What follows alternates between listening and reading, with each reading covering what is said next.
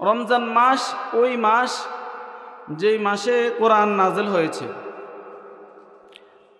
কোরআনের প্রয়োজনীয়তা কি? কোরআন ফজিলত কি?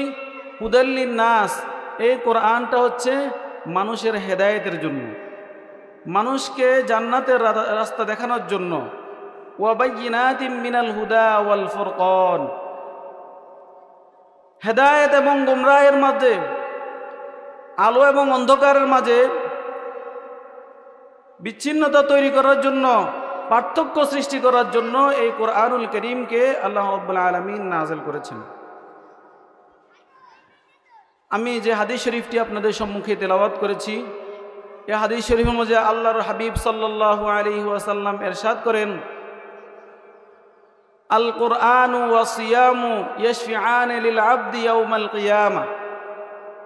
কোরআন এবং রোজা এই দুই জিনিস কিয়ামতের ময়দানে বান্দার ব্যাপারে সুপারিশ করবেন। এই আয়াতের মাঝেও দুইটি বিষয়ের আলোচনা রয়েছে, একটি হচ্ছে রমজান আর একটি হচ্ছে কোরআন। কোরআন শরীফের সাথে রমজান সম্পর্ক রয়েছে। কোরআন শরীফ দামি কিতাব, আমরা শ্রেষ্ঠ উম্মত, দামি উম্মত, কোরআন শরীফ শ্রেষ্ঠ কিতাব। রমজান শ্রেষ্ঠ মাস, এজন্য এই উম্মতে মুহাম্মাদিয়ার সাথে শ্রেষ্ঠত্বের দিক থেকে কোরআন শরীফ এবং রমজানুল মুবারকের সাথে একটি সম্পর্ক রয়েছে। রমজান শরীফ আমরা এখন যে মাস শাবান মাস, আগামী 15-16 দিন পরেই আমাদের মাঝে রমজান মাস আগমন করছে। এজন্য রমজান শরীফ আমাদের জন্য গুরুত্বপূর্ণ এবং রমজানের ফজিলত এবং গুরুত্ব সম্পর্কে আমাদের জানার প্রয়োজন। পাশাপাশি যেহেতু রমজানের সাথে কোরআন শরীফের সাথে একটি সম্পর্ক, সেই হিসেবে আজকের আলোচনার মাঝে কোরআন এবং রমজান দুটো বিষয়েরই আলোচনা রয়েছে। যে আয়াত আপনাদের সম্মুখে পড়েছি, সেই আয়াতের ভিতরে আল্লাহ রাব্বুল আলামিন রমজান মাসের পরিচয় দিতে গিয়ে কোরআন শরীফের কথা আলোচনা করেছেন। আল্লাহ তাআলা বলেন, এই রমজান মাস কোন মাস? যেই মাসে কোরআন নাজিল হয়েছে। কোরআন নাজিলের মাস রমজান মাস। তো এই কোরআন নাজিলের মাস আমাদের মাঝে আগমন করছে। এই মাস অত্যন্ত গুরুত্বপূর্ণ মাস। কোরআন বদৌলতে, কোরআনের বরকতে, কোরআনের উসিলায় রমজানুল মুবারকের দাম বেড়েছে। কোরআন শরীফ এমন একটি কিতাব, যেই কিতাবের সাথে যারা সম্পৃক্ত হয় তাদের দামও আল্লাহ রাব্বুল আলামিন বৃদ্ধি করে দেন। আল্লাহর হাবিব সাল্লাল্লাহু আলাইহি ওয়াসাল্লাম ইরশাদ করেন, ইন্নাল্লাহা ইয়ারফাউ বিহাযাল কিতাবি আকওয়ামান, নিশ্চয়ই আল্লাহ তাআলা এই কিতাবের মাধ্যমে, কোরআনুল কারীমের মাধ্যমে অনেক জাতিকে, অনেক শ্রেণীর মানুষকে আল্লাহ রাব্বুল আলামিন সম্মানিত করেছেন, মর্যাদা দান করেছেন। ওয়া ইয়াদাউ বিহিল আখারিন, আবার এই কিতাবের সাথে গাদ্দারি করার কারণে, এই কিতাবের সাথে বেয়াদবি করার কারণে, এই কিতাবকে পৃষ্ঠ প্রদর্শন করার কারণে অনেক জাতিকে, অনেক গোষ্ঠীকে আল্লাহ রাব্বুল আলামিন অপদস্থ করেছেন, পদধলিত করেছেন, নিষ্পেষিত করেছেন এই কোরআনের সাথে বেয়াদবি করার কারণে। কোরআন শরীফ অনেক মর্যাদাবান একটি কিতাব। কোরআন শরীফ আমাদের দুনিয়ার জীবনেও মর্যাদা বৃদ্ধি করে, দুনিয়ার জীবনকেও উন্নত করে, আখিরাতের জীবনকেও উন্নত করবে ইনশাআল্লাহ। এই কোরআনুল কারীম এমন একটি মর্যাদাবান কিতাব, যে কোরআনের কারণে আল্লাহ রমজান মাসেরই দাম বাড়িয়ে দিয়েছেন। আল্লাহ রাব্বুল আলামিন 12টি মাসের ভিতরে যেই মাসের মধ্যে কোরআনুল কারীম নাজিল হয়েছে, সেই মাসের দাম বাড়াইছেন। যেই রাত্রের মধ্যে কোরআনুল কারীম নাজিল হয়েছে, সেই রাত্রের দাম বাড়াইছেন। যেই সিনার ভিতরে কোরআনুল কারীম সংরক্ষিত থাকে সেই সিনার দাম বেশি না কম? কথা বলেন। যেই সিনার ভিতরে, যে কলবের ভিতরে কোরআন শরীফ মাহফুজ থাকে, যেই সিনার ভিতরে কোরআন শরীফ সংরক্ষিত থাকে, সেই সিনার দাম একজন হাফেজের দাম বেশি না কম? বেশি। কত বেশি? যে এটা আমরা আজ করতে পারবো না, অনুভব করতে পারবো না। একজন হাফেজের দাম, একজন আলেমের দাম কত, এটা আমরা অনুভব করতে পারবো না। একটি মাত্র উদাহরণ আমি আপনাদেরকে দিই। কোরআনুল কারীমের ভিতরে আল্লাহ রাব্বুল আলামিন ইরশাদ করেন, লা তাশতারু বিআয়াতি থামানান কলিলান ওয়া ইয়া ফাত্তাকুন। তোমরা আমার আয়াতগুলোকে অল্প মূল্যে বিক্রি করো না। আল্লাহ বলেন, লা তাশতারু বিআয়াতি থামানান কলিলা, তোমরা আমার আয়াতগুলোকে অল্প মূল্যে বিক্রি করো না। ওয়া ইয়া ফাত্তাকুন, একমাত্র আমাকেই ভয় করো। প্রিয় উপস্থিতি, আমি এখানে আল্লাহ রাব্বুল আলামিন যে কথাটি ইরশাদ করেছেন যে আমার আয়াতগুলোকে অল্প মূল্যে বিক্রি করো না, তার মানে কি বেশি মূল্যে বিক্রি করা যাবে? আর বেশি মূল্যটা কি? মুফাসসিরিনে কেরাম লেখেন, তামাম দুনিয়ার সমস্ত ধন সম্পদ, সমস্ত আসমান জমিনের মাঝামাঝি এই পৃথিবীতে যা কিছু রয়েছেন সব কিছু যদি এক পাল্লায় দেওয়া হয়, কোরআনুল কারীমের একটি হরফ, একটি অক্ষরকে যদি আরেক পাল্লায় রাখা হয়, তাহলে কোরআনুল কারীমের এক অক্ষর রাখা যে পাল্লা, এই পাল্লার ভারী হয়ে যাবে। সুবহানাল্লাহি ওয়া বিহামদিহি। অর্থাৎ সারা দুনিয়া দিলেও আল্লাহর কোরআনের এক একটি হরফ, এক একটি অক্ষরের মূল্য হবে না। সুতরাং বুঝা গেল, সারা দুনিয়া দিলেও কোরআনের বিনিময় হবে না। এজন্য প্রিয় উপস্থিতি, আজকে আমাদেরকে ওলামায়ে কেরামকে অনেক সময় বিভিন্নভাবে মানুষ সম্মান দেখায়, মানুষ উপহার দেয়, মূল্যায়ন করে। ওয়াজ মাহফিলে আসলে ওয়াজ মাহফিলে হাদিয়া দেওয়া হয় কোরআনের কারণে, হাফেজে কোরআনদেরকে সম্মানিত করা হয় কোরআনের কারণে। কিন্তু আল্লাহ তাআলার ভাষ্যমতে এই হাদিয়া দেয়া, এই সম্মান দেখানো অতি তুচ্ছ এবং নগণ্য। কেননা কোরআনুল কারীমের যে মর্যাদা, কোরআনুল কারীমের যে সম্মান, সেই সম্মান আসলে একমাত্র আল্লাহ ছাড়া আর কেউ দিতে পারে না। এই মর্যাদা আর কেউ দিতে পারে না। দুনিয়ার কোনো কিছুর বিনিময়ে হাফেজের মর্যাদা, আলেমের মর্যাদা রক্ষা করা, তাদেরকে উপহার দেওয়া, তাদেরকে সম্মানিত করা, এটা দুনিয়ার কারো পক্ষে সম্ভব না। একমাত্র আল্লাহ রাব্বুল আলামিন তাদেরকে সম্মানিত করবেন কিয়ামতের ময়দানে। আল্লাহ রাব্বুল আলামিন কাল কিয়ামতের ময়দানে কোরআনে হাফেজকে বলবেন, ইকরা ওয়ারতাকি, তুমি কোরআন তিলাওয়াত করো, কামা কুনতা তুরাত্তিলু ফিদ দুনিয়া, দুনিয়াতে যেমনিভাবে তুমি তারতিলের সাথে, তাদবীরের সাথে ধীরস্থিরভাবে তিলাওয়াত করতে, আজকে তুমি কোরআনুল কারীমের তিলাওয়াত করো। আর এক এক আয়াত তিলাওয়াত করার সাথে সাথে তুমি এক তালা উপরে উঠতে থাকো। হাফেজে কোরআন এক একটি আয়াত তিলাওয়াত করবে আর তার অবস্থান দেখবে এক এক তালা উপরে। সে এক একটি আয়াত তিলাওয়াত করার মাধ্যমে তার মর্যাদা আল্লাহ তাআলার জান্নাতের বা এরকম জান্নাতের বালাখানার ভিতরে তার এক এক তালা মর্যাদা উন্নত হতে থাকবে। এটা তো হচ্ছে কোরআনের মর্যাদার সামান্যতম উপহার। সবচেয়ে বড় উপহার হচ্ছে আল্লাহ রাব্বুল আলামিন কোরআনের হাফেজ আলেমদেরকে আল্লাহ রাব্বুল আলামিনের দিদার দান করবেন। প্রিয় উপস্থিতি, বলছিলাম কোরআনুল কারীমের যে মর্যাদা, সম্মান, এই মর্যাদা এবং সম্মান আজকে আমরা বুঝতেছি না। দুনিয়াতে আমরা হাফেজ আলেমদেরকে, দ্বীনি শিক্ষায় শিক্ষিত লোকদেরকে, ইসলামী শিক্ষায় শিক্ষিত লোকদেরকে আমরা এরকম তাদেরকে সাধারণ মনে করি। আজকের সমাজ ব্যবস্থা দ্বীনি শিক্ষার মানুষদেরকে সাধারণ মনে করা হয়। এরা কি? এরা সাধারণ, এরা সমাজের নগণ্য, 3rd পার্সন। না, আপনি কিয়ামতের ময়দানে দেখবেন এক একজন হাফেজ, এক একজন আলেম কিয়ামতের ময়দানে মন্ত্রী মিনিস্টারের মতো তাদের সঙ্গে অনেক হাজার হাজার লোক নিয়ে কিয়ামতের মাঠে উঠবে এবং কোরআনুল কারীমের মর্যাদার কারণে তাদের মর্যাদাও আল্লাহ তাআলা বৃদ্ধি করে দিবেন। সুবহানাল্লাহি ওয়া বিহামদিহি। সাধারণ একজন শুধু হাফেজ, যিনি আল্লাহ তাআলার কোরআন শরীফকে মুখস্থ করছে, হেফজ করছে, আর এই হেফজ করার কারণে হেফজর পাশাপাশি তিনি কোরআনের বিধিবিধান হালাল হারামকে মেনে চলেছে।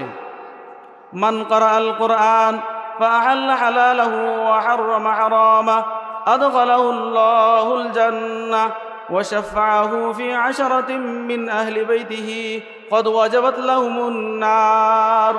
আল্লাহর হাবিব সাল্লাল্লাহু আলাইহি ওয়াসাল্লাম ইরশাদ করেন, যেই ব্যক্তি কোরআনুল কারীম শিখলো, ফাআহাল্লা হালালাহু ওয়া হাররামা হারামা, কোরআনের হারাম হালালকে মেনে চলেছে, যেগুলোকে পালন করার জন্য নির্দেশ দেওয়া হয়েছে তা সে পালন করেছে, যেগুলো থেকে বেঁচে থাকার জন্য নির্দেশ দেওয়া হয়েছে সেগুলো থেকে বেঁচে ছিল, হারাম হালাল অনুযায়ী জীবন যাপন করেছে, আদখালাহুল্লাহুল জান্নাহ, আল্লাহর হাবিব বলেন আল্লাহ তাআলা তাকে জান্নাতে প্রবেশ করাইবেন। সুবহানাল্লাহ।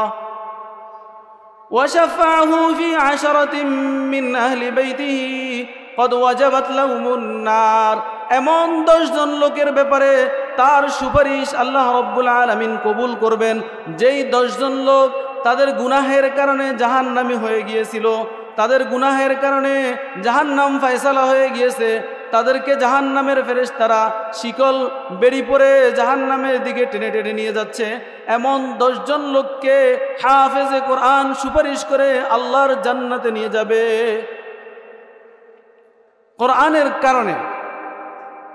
এই পরিমাণ মর্যাদা আল্লাহ রাব্বুল আলামিন তাদেরকে দিবেন। দুনিয়ার এমন কোন মন্ত্রী মিনিস্টার যে দেখান, দুনিয়ার এমন কোন রাজা বাদশাকে দেখান যে কিয়ামতের ময়দানে 10 জন লোককে নিয়ে জান্নাতে চলে যেতে পারবে। 10 জন লোক তো দূরের কথা, নিজের কি অবস্থা হবে, ইয়া নফসি করবে। সেদিন বুখারী শরীফের একটি লম্বা হাদিস শরীফ রয়েছেন, যে হাদিসের ভিতরে আছে কিয়ামতের ময়দানে হযরত আদম আলাইহিস সালাতু ওয়াস সালাম বলবে নাফসি নাফসি, وقال نوح نفسي نفسي وقال إبراهيم نفسي نفسي وقال موسى نفسي نفسي وقال عيسى نفسي نفسي। কিয়ামতের ময়দানে এমন কঠিন ময়দান হবে, এমন কঠিন মুহূর্ত হবে, যেই দিন সমস্ত আম্বিয়া কেরাম আলাইহিমুস সালাতু ওয়াস সালাম পর্যন্ত পেরেশান থাকবে। কিভাবে নিজে আল্লাহ তাআলার ধরা থেকে বাঁচতে পারবে, আজকের এই কঠিন হিসাব নিকাশে কিভাবে নিজেকে জাহান্নাম থেকে বাঁচাতে পারবে, সেই হিসাবে সেই পেরেশানিতে ব্যস্ত থাকবে। এমন একটি মুহূর্ত, যেই মুহূর্তে ইয়াউমা ইয়াফিরুল মারউ মিন আখিহি ওয়া উম্মিহি ওয়া আবিহি ওয়া সাহিবাতিহি ওয়া বানিহি। আল্লাহ তাআলা বলেন ইয়াউমা ইয়াফিরুল মারউ মিন আখিহি ওয়া উম্মিহি ওয়া আবিহি, ভাই থেকে পালন করবে, মা তার সন্তান থেকে পালন করবে, স্ত্রী তার স্বামী থেকে পালন করবে, কোনো আপনজন তার আপনজনের পরিচয় দিবে না। প্রথমে পরিচয় গোপন করবে, যদি কোনোভাবে কেউ কাউকে চিনে ফেলে, আসলে চিনে, প্রত্যেকে চিনবে, কিন্তু কেউ কারো পরিচয় দিবে না। যদি পরিচয় দেয়, আজকে যদি একটি নেকি দেওয়া লাগে, যদি স্বামী স্ত্রীর পরিচয় দেয়, তাহলে আজকে নেকি দিতে হবে, নেকি দিয়ে উপকার করতে হবে। কিভাবে নেকি দিবে, সে তো নিজেই নেকির জন্য পেরেশান, আজকে আল্লাহ পাকের ধরা থেকে বাঁচার জন্য পেরেশান থাকবে। সেই কঠিন মুহূর্তে কোরআনওয়ালাকে, কোরআনের হাফেজ আলেমকে আল্লাহ রাব্বুল আলামিন এমন একটি বিশেষ পাওয়ার দিবেন, যেই বিশেষ পাওয়ারের মাধ্যমে সে নিজেও জান্নাতে চলে যাবে এবং তার পরিবারস্থ 10 জন লোককে জান্নাতে নিয়ে যাবে। বলেন সুবহানাল্লাহি ওয়া বিহামদিহি। তাহলে আজকে আপনি আমি আমাদের ছেলে সন্তানদেরকে কোরআনী শিক্ষা না দিয়ে আজকে যে জাগতিক শিক্ষা দিতেছি, তাদের দ্বারা আমাদের কি ফায়দা হবে? ফায়দা হবে দুনিয়াতে, মনে করতেছেন আর কি, দুনিয়াতে তারা আপনাদেরকে বেশি টাকা ইনকাম করে দিবে। হ্যাঁ, এরকম বড় বড় পিএইচডি অর্জন করলে, ডিগ্রি অর্জন করলে ছেলে সন্তান আপনাকে ডাক্তার হবে, ইঞ্জিনিয়ার হবে, ব্যারিস্টার হবে, আপনার সন্তান আপনাকে দুনিয়াতে খাওয়াবে, পালবে। দুনিয়াবি এই হীন স্বার্থের কারণে আজকে আপনি আপনার সন্তানকে কোরআনের শিক্ষা থেকে বিরত রাখছেন, এই সন্তান আপনার কোনো উপকারে আসবে না। দেখেন যে সমস্ত লোক তাদের সন্তানদেরকে দুনিয়ায় শিক্ষা দিয়েছে, দুনিয়াবী শিক্ষা দেওয়ার কারণে, জাগতিক শিক্ষা দেওয়ার কারণে তারা তাদের মা বাবার গুরুত্ব ফজিলত বুঝে না, যার কারণে এই ছেলে বড় হয়ে, এই মেয়ে বড় হয়ে ডাক্তার ইঞ্জিনিয়ার হয়ে সে এখন বিদেশের বাড়িতে পাড়ি জমায়, সে ইউরোপে আমেরিকায় চলে যায়, তার মা বাবা বাড়িতে পড়ে থাকে। শেষ পর্যন্ত এমনও হয় তাদের মা বাবা বৃদ্ধাশ্রমে যেতে হয়। কি বলেন, ঠিক কিনা? কিসের কারণে? তাদের তো টাকা পয়সার অভাব নেই, তাদের তো ডিগ্রির অভাব নেই, তাদের তো শিক্ষার অভাব নেই, একটি মাত্র অভাব কোরআনের শিক্ষার অভাব, দ্বীনের শিক্ষার অভাব। তারা যদি কোরআনের শিক্ষায় শিক্ষিত হতো, তারা যদি ইসলামের শিক্ষায় শিক্ষিত হতো, তারা কখনো মা বাবার সাথে এমন আচরণ করতো না। আজকে দেখেন যারা মাদ্রাসার শিক্ষায় শিক্ষিত, যারা দ্বীন শিখছে, তারা তাদের মা বাবাকে খেদমত করার জন্য, মা বাবার পাশে থাকার জন্য দুনিয়ার সব স্বার্থকে জলাঞ্জলি দিয়ে, দুনিয়ার সব স্বার্থকে ত্যাগ করে তারা মা বাবার পাশে আছে, মা বাবার খেদমত করতেছে। অল্প মূল্যের কোনো চাকরি বাকরি করে নিজের কোনো রকম সংসারটা চালাইতেছে। এখন দেখেন তাহলে আপনার কোন সন্তানটা কাজে লাগলো? যে সন্তানটা অধিক ডিগ্রি লওয়ার কারণে ইউরোপ আমেরিকায় পাড়ি জমাইয়া মা বাবার কাছ থেকে এরকম সে দূরে চলে গেল, মা বাবার খেদমত বলতে কিচ্ছু বুঝে না, সেই সন্তানটি আপনার বেশি উপকারে আসলো, নাকি যে সন্তানটি দ্বীনি শিক্ষা অর্জন করে কোনোরকমভাবে তার সংসার চালাতেছে এই সন্তানটা কাজে আসলো? দেখেন যার ভিতরে দ্বীনি শিক্ষা আছে, কোরআনের শিক্ষা আছে, সেই সন্তানটি আপনার বেশি কাজে আসবে। আপনারা খোঁজ করে দেখেন যতগুলো বৃদ্ধাশ্রম আছে, কোনো বৃদ্ধাশ্রমে আলেমের মা আছে কিনা, হাফেজের মা আছে কিনা, আলেমের বাপ আছে কিনা, খোঁজ করলে দেখবেন কোথাও পাবেন না। আজকে বাংলাদেশে এই যে আমাদের ভাগ্যের কোনো পরিবর্তন হইতেছে না, আমাদের ভাগ্যের পরিবর্তন হচ্ছে না। এই সরকার নয় ওই সরকার, এটা নয় ওইটা, আমাদের কাছে যেই আসে সেই ভোগ বিলাস করার জন্য আসে। এরকম আমাদেরকে বহুত আশা ভরসা দেয় যে আমরা আসলে আপনারা ইনশাল্লাহ শান্তিতে বসবাস করতে পারবেন, এরকম সমাজ শান্তি হবে, রাষ্ট্র শান্তি হয়ে যাবে, গুম খুন হত্যা, এরকম কি জেনা ব্যভিচার, এরকম ইফটিজিং বন্ধ হয়ে যাবে, আপনারা দ্রব্যমূল্য কম পাবেন, শান্তিতে বসবাস করতে পারবেন, আপনাদের ছেলে সন্তানকে নিয়ে এরকম কি আরামে থাকতে পারবেন, শান্তিতে থাকতে পারবেন, সমাজ শান্তি হবে, দেশ শান্তি হবে, এরকম সর্বত্র শান্তি ছড়িয়ে পড়বে। দেখেন আমাদের বাংলাদেশের স্বাধীনতার এই 50 বছরে আমরা স্বাধীনতার সুফল ভোগ করতে পারি নাই। এরপরে বর্তমান আমরা যে আমাদের উপদেষ্টা সরকার রয়েছে, উপদেষ্টা মণ্ডলী দিয়ে আমাদের দেশ পরিচালিত হচ্ছে, আমরা আশা করতেছি, আমাদের খুব আশা ছিল এই সরকারের মাধ্যমে আমাদের ভাগ্যের পরিবর্তন হবে। কিন্তু আফসোস এবং পরিতাপের বিষয়, এখনো কি আমাদের বাংলাদেশে গুম খুন হত্যা রাহাজানি, এরকম অর্থ পাচার, অর্থ তসলুব, এগুলো কি বন্ধ হয়েছে? সরকারি টাকা মেরে খাওয়া কি বন্ধ হয়েছে? এগুলো বন্ধ হবে না। কতদিন বন্ধ হবে না? যতদিন পর্যন্ত আমরা সর্বত্র যদি কোরআনের শিক্ষাকে, দ্বীনি শিক্ষাকে আমরা যদি কি সর্বত্র ছড়িয়ে দিতে না পারি, প্রত্যেক ঘরে ঘরে যদি কোরআনী শিক্ষার লোক তৈরি না করতে পারি, প্রত্যেক মুসলমান এই কথা মনে করতে হবে, আমরা যদি কোরআনের শাসন বাংলাদেশে বাস্তবায়ন করতে পারি, আমাদের সংবিধানে যদি কোরআন শরীফ নিতে পারি, তাহলে আমরা শান্তি, প্রকৃত স্বাধীনতা, প্রকৃত সুখ, প্রকৃত মজা, প্রকৃত আরাম ভোগ করতে পারবো। এজন্য সকল মুসলিম উম্মাহ ঐক্যবদ্ধভাবে কোরআনের রশিকে মজবুতভাবে ধারণ করতে হবে এবং কোরআনের আইনকে সর্বত্র বাস্তবায়ন করার জন্য আমরা সচেষ্ট হতে হবে। সকল মুসলমান একথা মনে করতে হবে যে আমাদের এই তন্ত্রমন্ত্র দিয়ে কিচ্ছু হবে না। আমরা যদি বাংলাদেশে ইসলাম প্রতিষ্ঠা করতে পারি, কোরআন প্রতিষ্ঠা করতে পারি, কোরআনের আইন বাস্তবায়ন করতে পারি, সংবিধানে যদি আমরা কোরআন রাখতে পারি, তাহলে ইনশাআল্লাহ আমরা স্বাধীনতার সুফল ভোগ করতে পারবো, আমরা আসলে প্রকৃত শান্তি উপভোগ করতে পারবো। এজন্য আমাদের সর্বপ্রথম যে কাজ করতে হবে সেই কাজটি হলো আমরা আমাদের সন্তানদেরকে এই ধরনের নুরানি মাদ্রাসায় ভর্তি করে কোরআন শিক্ষা দিতে হবে। আমরাও কোরআনের মসজিদ মাদ্রাসা এবং কোরআনের সাথে সম্পৃক্ত হতে হবে। সমাজে সর্বত্র আলেম ওলামাদের সাথে সম্পৃক্ত বাড়াতে হবে।